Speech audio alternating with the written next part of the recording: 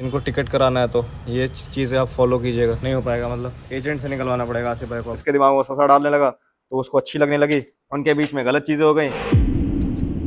तो गाइस देखिए कितना बेहतरीन मौसम है यहाँ भाई, पत्ते झड़ रहे हैं नीचे, साथ में बारिश भी हो रही है और कभी कभी गर्मी भी लगती है। मतलब क्या ही हो रहा है भाई।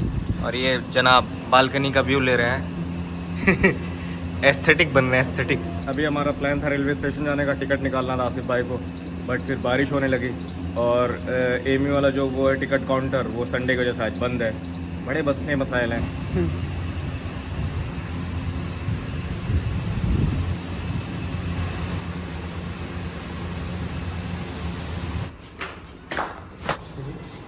भाई ये तो साउथ हो गया पूरा है, बारिश होने के बाद साउथ इंडिया हो गया। बारिश जो है रुक गई है, थोड़ी थोड़ी बस बूंद पड़ रही है। तो अभी जा रहे हैं रेलवे स्टेशन, वहाँ पे जाके देखते हैं, हो सकता है टिकट मिल जाए। ओ भाई एस्थेटिक, भाई एस्थेटिक फूल लग गया है। इधर है कपड़ा, निकालिए ना, इधर से है तो जगह। अरे बेल्ट है, बेल्ट मारेंगे, खींच के निकालिए।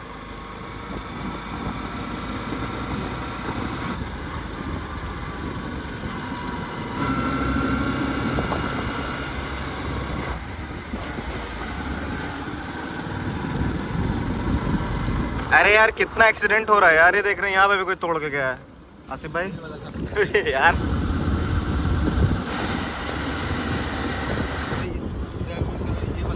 पहुंच गए हम लोग रेलवे स्टेशन, बहुत ज्यादा भीड़ है। पहुंच गए रेलवे स्टेशन और रिजर्वेशन काउंटर पे जा रहे हैं। अरे यार यहाँ तो लोग सोने होने आ जाते हैं क्या, बाकायदा चादर वगैरह बिछा के लोग सोए हैं इधर।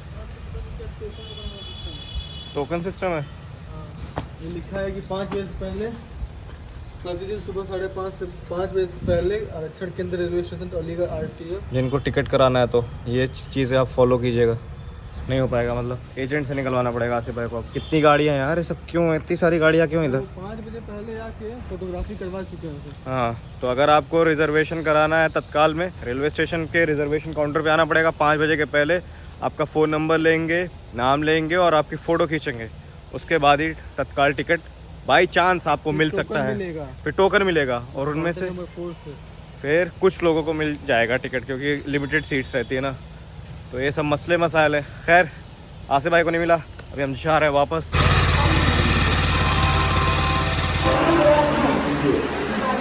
हम लोग जा रहे थे ऐसे ही रेलवे स्टेशन वाले रोड पे। ये आज पहली बार देखा मैंने, ये गवर्नमेंट ऑफ इंडिया प्रेस है। हमको लग रहा है पेड़ ओड़ कटा है, इधर से साफ सफाई हुई तो इस पे नजर पड़ी। सी अरे यहाँ वो टपरी लगाता था एक। हाँ टपरी उपरी, अरे बहुत कुछ चेंज हुआ है इसकी वजह से। भारत सरकार मुद्रणालय अलीगढ़, मुद्रणालय अड़ालय। खैर पता नहीं अंदर जा पाएंगे नहीं, वरना एक्सप्लोर करते हम। ये देखिए गाइस मोर, एकदम बहुत खाली पना हो गया। जिंदगी में इतना खाली नहीं होना है, मोर को पंख उड़ाने का वेट करना पड़े। कौवा दिख रहा है तार पे, उसको भी शूट करवा रहे हैं। यार कितना खाली आदमी है। फजर पढ़ने के बाद दोस्त के साथ ना घूमे वरना खाली पने में जिंदगी गुजरेगी आपकी। टिकट विकट तो मिला नहीं, जाके सो जाइए चुपचाप, ठीक है। रात भर जगह, पता चला संडे निकला।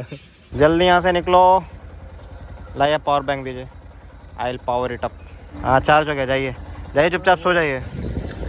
ये सुबह सुबह क्रिकेट हो रहा है, कुत्ते कुत्ते कुत्ते। ओह क्रिकेट क्रिकेट, संडे की वजह से आज क्रिकेट है। अभी मैं कुछ देर पहले सो के उठा, खाना खाया, वज़ू बनाया, अब ज़ोहर की अज़ान होने वाली, कुछ देर में जा रहा हूँ नमाज़ पढ़ने के लिए। और ये धूप, मुझे पता था सुबह जब बारिश हुई ना, मुझे पता था दोपहर तक एकदम मौसम साफ़ हो जाएगा और मतलब भयंकर वाली धूप होगी। अबे चुभने वाली धूप है। खैर मेरा एक पार्सल आया हुआ था, मैंने अपना जो है पुराना वाला एड्रेस डाल दिया था, जहाँ मैं नॉर्थ में रहता था पहले, उसका मैंने एड्रेस डाल दिया था, तो वहाँ पे चला गया पार्सल। मुझे जाके वो नॉर्थ में उठाना पड़ेगा, अपने वही पुराने रूम में जहाँ मैं पहले रहता था। वही पुरानी वाली घातक सीढ़ियाँ।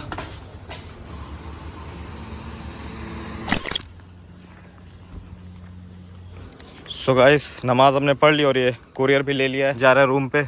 मुझे अपने डिजर्टेशन के कुछ काम करने थे, वो जा रहा हूँ करने। तो डिजर्टेशन सबमिशन का जो लास्ट डेट है वो है 10 तारीख, तो उसके पहले मुझे सबमिट करना है, तो काम वगैरह भी कर लें। बाकी एक बुक मैंने स्टार्ट की है पढ़ना, आज से इंशाल्लाह करूँगा, देखते हैं उसको भी कितना कर पाता हूँ। द डेविल्स डिसेप्शन बाय इब्न अल जौज़ी, इसको मैं स्टार्ट करूँगा इंशाल्लाह। One day later.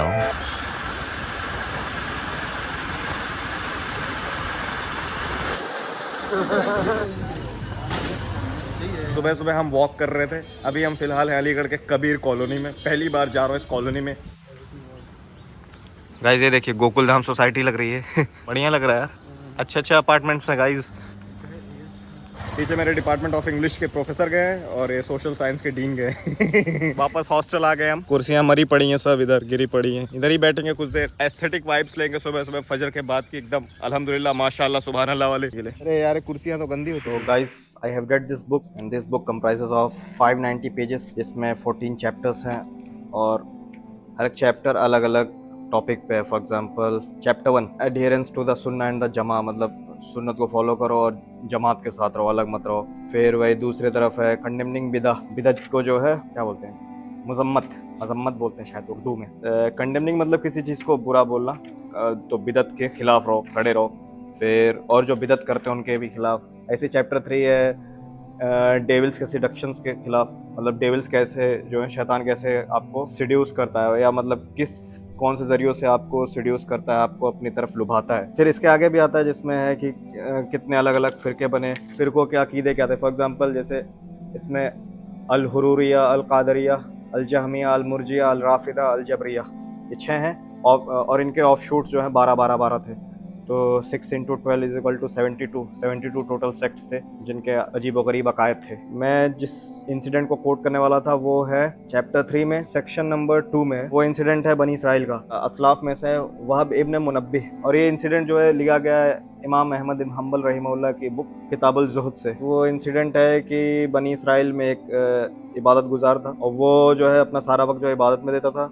तो उसके वक्त में 3 भाई लोग थे, तो 3 भाई कहीं सफ़र में जा रहे थे। सोचा कि हम सफ़र में जा रहे थे, तो उनकी बहन भी थी, उन्होंने सोचा कि हम ऐसी सेफ जगह पर रख दें या फिर किसी सेफ हाथ में देके जाएं जो उनकी देखभाल कर ले, उनकी बहन की। तो वो उनको पता चलता है कि ये इबादत गुजार है, नेक इंसान है, तो वो लोगों ने बहुत इंसिस्ट किया मेरी बहन की देखभाल करना। तो वो जो इबादत गुजार बंदा था उसने मना किया कि नहीं, ऐसा नहीं कर सकता हूँ। और फिर उसने अल्लाह की पनाह तलब की, इसमें आता लिखा हुआ। और वो अपने मुनास्ट्री में रहता था। मुनास्ट्री मतलब मान लीजिए गिरजाघर या फिर वो जहाँ पे पीर फकीर एक बना के रहते हैं उस तरह के। तो बनी इसराइल के जो पीर फकीर थे वो अपना बना के रहते थे। मना किया कि नहीं मैं नहीं रख सकता। बट आगे फिर आता है कि लड़की के भाइयों ने बहुत इंसिस्ट किया कि भाई रख लो, उसका जो घर है वो उसके मुनास्ट्री के बगल में है, तो देखभाल कर लेना। फिर वो मान गया बहुत कहने के बाद और वो चले गए। उसके लिए खाना लेकर आता था लड़की के लिए, और वो अपने मोनास्ट्री के बाहर रख देता था। वो आती थी उठा के लेकर जाती थी। फिर उसको कुछ दिन बाद शैतान ने वसवसा डाला कि ऐसे काम नहीं चलेगा, ये बहुत दूर पड़ जाता, अगर वो अपने घर से चल के आएगी और रास्ते में कोई उसका चेहरा देख लिया तो ये गुनाह की तरफ माइल कर सकता है। तो वो शैतान क्या उसके दिमाग में डाला वो इबादत गुजार बंदे के कि घर पे अपने मोनास्ट्री के बाहर मत रखो, बल्कि उसके घर के गेट के बाहर जाके रख दो। वो यही काम करने लगा, कन्विंस हो गया कि हाँ सही है, उसको देख लेंगे अगर दिन में लोग तो ये गलत चीज़ है, फितने की तरफ माइल हो जाएंगे। तो वो घर के बाहर जाके रखने लगा। फिर कुछ दिन बाद शैतान क्या दिमाग में डालता है कि ऐसे नहीं काम चलेगा, उससे तुम बात भी करो, उसको अकेलापन महसूस होता होगा, उसको कंपनी की ज़रूरत है, तुम उससे बात करो। तो अब ये क्या करने लगा, वो अपनी मोनास्ट्री से बात करने लगा डायरेक्ट। मतलब घर में नहीं जाके बात करता था, अपने मोनास्ट्री से, एक नज़दीक था ना, तो वहीं से बात करता था, हाल चाल ले लेता था। इतना भी कुछ दिन तक चला। फिर नया वसवसा डाला शैतान कि तुम उसके घर के करीब जाओ, मतलब उसके डोर स्टेप जहाँ पे दरवाज़ा, वहाँ तक जाके उससे बात करो। तो वो भी कुछ दिन तक वो भी करने लगा। फिर उसके बाद उसको नया वसवसा डालता है शैतान कि घर के अंदर घुस के जाके बात करो। घर के अंदर भी जाके घुस के बात करने लगता है, नई नई हीले देता रहता है उसको कि इस वजह से ये काम करो। फिर कुछ दिन ऐसा गुजरता है, उसके बाद आता है इसमें the devil continue to beautify her in the eyes of the worshipper until he touched her thigh and kissed her. इतना वसवसाने के बाद कुछ दिन बाद उसके दिमाग में क्या डाल देता है शैतान कि उसको अच्छी लगने लगती है। हदीस में आता है, आप सल्लल्लाहु अलैहि वसल्लम फरमाते हैं कि 2 नामहरम अकेले नहीं होते, तीसरा उनमें शैतान होता है। तो यही था, शैतान ये मौका ढूंढ रहा था कि वो अकेले मिल जाए बस। तो दोनों बात कर रहे थे, अब इसके दिमाग में वसवसा डालने लगा तो उसको अच्छी लगने लगी। उनके बीच में गलत चीज़ें हो गई। अब उसको एक बच्चा हो गया, प्रेग्नेंट हो गए, जिना भी करवा दिया, गुनाह हो गया। अब उसको एक और गुनाह करवाया, उससे क्या, वो दिमाग में वसवसा डाला कि अगर उसके भाई वापस आ जाएंगे, बच्चा देखेंगे तो पकड़ लेंगे तुम्हें, तुम बच्चे को मार दो। तो बच्चे का कत्ल करके उसको दफना देता है। फिर क्या वसवसा डालता है कि बच्चे को तो दफन कर दिए, अब ये जो लड़की बची है जिंदा, ये भी मुंह खोल सकती है भाइयों के सामने, इसको भी कत्ल कर दो। तो वो औरत को भी कत्ल कर देता है और दोनों को एक ही जगह पे दफन कर देता है। बहुत वक्त बाद जब उसके भाई लोग आते हैं, पहले वक्त का सफर जो रहता था दूर दूर तक रहता था, सालों लोग जाते थे ट्रैवल करने में। तो इसके बाद काफी वक्त बाद जब उनके तीनों भाई लोग वापस आते हैं पूछते हैं कहाँ गई हमारी बहन, तो वो रो के बताता है बहुत नेक थी मगर उसकी वफात हो गई। तो वो उसके कब्र दिखा देता है, ऐसे कहीं पे रहती है ग्रेव, वो दिखा देता है कि ये यहीं पे दफन है, तो वो लोग मान जाते हैं। बट शैतान क्या करता है, अब इधर से सारा पैंतरा खत्म हो गया, अब इन भाइयों के पास भाइयों के ख्वाब में आता है तीनों के, और तीनों को एक ही ख्वाब दिखाता है कैसे इसने कत्ल किया और कैसे दफन किया, और प्रूफ के लिए दिखाता है कि वो कब्र जो इसने दिखाई है वो सही नहीं है, बल्कि उसके घर में ही असल कब्र है। तो वो लोग वेरीफाई करते हैं, वो कब्र जाके खोदते हैं तो वो खाली रहती है, घर वाली कब्र जाके खोदते हैं तो उसमें छोटे से बच्चे की लाश रहती है और लड़की की भी लाश रहती है, इनकी बहन की। तो इन लोगों को यकीन हो जाता है कि वो ऐसा कुछ किया है। तीनों को सेम ख्वाब आया रहता है, तीनों भाई वेरीफाई करते हैं एक दूसरे से, तो सही निकल जाता है। तो अब वो जाते हैं उसके पास, इबादत गुजार बंदे के पास से पूछते हैं, तो वो सब सच सच बता देता है कि ऐसे ऐसे मसला था। अब इसको कोर्ट में जाके पेश किया जाता है कि इसने मेरी बहन का कत्ल किया, बच्चे का कत्ल किया और जिना किया, ये वो। अब इतना ही हुआ रहता है कि फिर से शैतान आता है, और इसमें आगे आता है कि जब उसको लेकर जाते हैं सजा देने के लिए, ये जो इबादत गुजार बंदा रहता है उसको सजा हो जाती है कि अब इसको सजा देना है, इसको मार देना है, क्योंकि इसने कत्ल भी किया, जिना भी किया। तो जब इसको लेकर जाते हैं, शैतान आता है, बोलता है कि देखो मैं शैतान हूँ, अपना तारुफ सही वाला तारुफ करा था कि मैं शैतान हूँ, मैं ही तुमसे अभी तक बात कर रहा था, मैंने ही तुमको गुमराह किया, और तुम्हारे अंदर जो दिल में वसवसे आते थे मैं ही डालता था, मैं ही तुमको इस ट्रबल से निकाल सकता हूँ, परेशानी से निकाल सकता हूँ।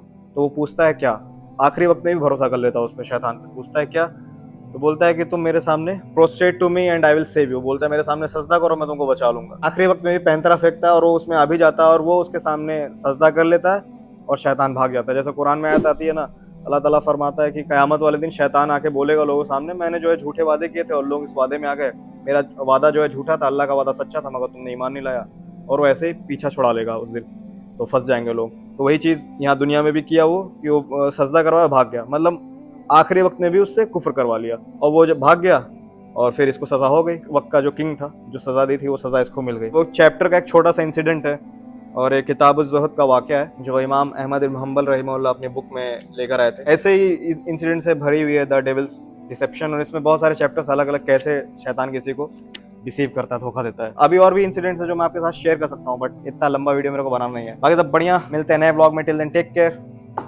अस्सलाम वालेकुम।